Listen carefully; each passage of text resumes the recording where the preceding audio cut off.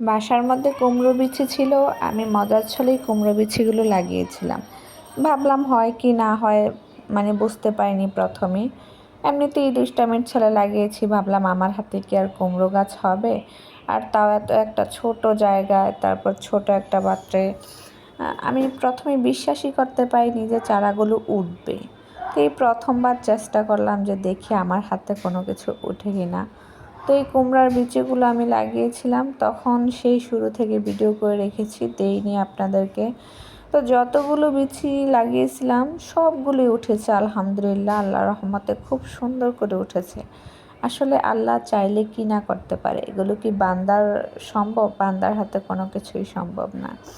এই যে বিচি থেকে একটা চারা গজায়, সেই চারা থেকে ফল, সব কিছুই তো আল্লাহর দান, তাই না? আল্লাহর সৃষ্টি অনেক সুন্দর, কিন্তু আমরা বান্দারা কখনোই সেটা উপভোগ করতে পারি না। উপভোগ করি, কিন্তু কেউ সেই নেয়ামতটা স্বীকার করতে চায় না, যে আল্লাহ ছাড়া কোনো কিছুই কিন্তু সম্ভব না, সব কিছু আল্লাহর হাতে। আমরা যা খেয়ে বেঁচে থাকি সবই তো আল্লাহর দান। আল্লাহ না চাইলে তো কোনো কিছুই হতো না, তাই না? কিন্তু আল্লাহর এত রহমত, এত বরকত, কিন্তু বান্দা সেটা কখনোই বুঝতে পারে না। একটু সমস্যা হলেই আমরা সব সময় সব দোষ আল্লাহর হাতে তুলে দিই, যে কেন আল্লাহ এমন করলো, ওই রকম করলো। আসলে আল্লাহ যা করে বান্দার ভালোর জন্যই করে, কিন্তু সেটা আমরা না কখনোই বুঝতে পারি না। আল্লাহর সৃষ্টি, আল্লাহর নেয়ামত বরাবরই সুন্দর, কিন্তু বান্দা সেটা বুঝতে পারে না।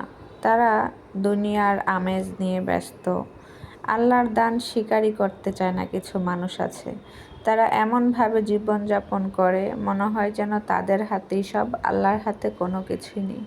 তো যাই হোক, অনেক কথাই বলে ফেললাম। দেখতেই পাচ্ছেন আমার কুমড়া গাছগুলো কিন্তু মাশাআল্লাহ অনেক সুন্দর হয়েছে। মানে আমি কখনো গাছ লাগাইনি, কিন্তু এই প্রথম ফার্স্ট টাইম দেখলাম। বললাম না, মজার ছলে লাগিয়েছিলাম, ভাবলাম হয় কি না। আসলে কুমড়াটা বাজার থেকে এনেছিল খাওয়ার জন্য, মিষ্টি কুমড়ো ছিল।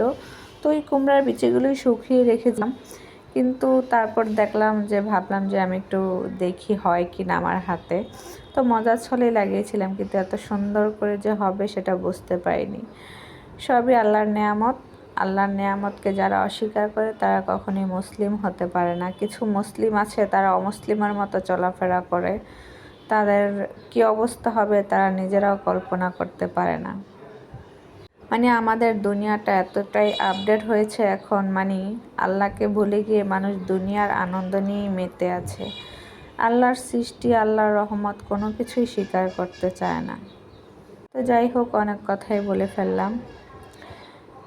ভিডিওটা ভালো লেগে থাকলে সবাই লাইক, কমেন্ট, শেয়ার দিয়ে পাশে থাকবেন আশা করি। সবজি খেতে ভালো লাগছিল না, প্রতিদিনই সবজি সবজি আর ভালো লাগছে না, তাই আফিফের বাবা বলছে যে একটু মাছ ভুনা করো। তো তার জন্য মাছ ভুনা করলাম। আজকে কেমন হয়েছে মাছ ভুনাটা সবাই কিন্তু কমেন্ট বক্সে কমেন্ট করে জানাবেন। মাছ ভুনা আমি একটু কমই করি, বেশিরভাগ সবজিই খাওয়া হয়, বলতে গেলে করাই হয় না। তো সে যেহেতু চেয়েছে তাই তার জন্যই করলাম। শীতকাল মানেই টাটকা টাটকা সবজি। দেখছেন সবজিগুলো কত সুন্দর, মাশাআল্লাহ।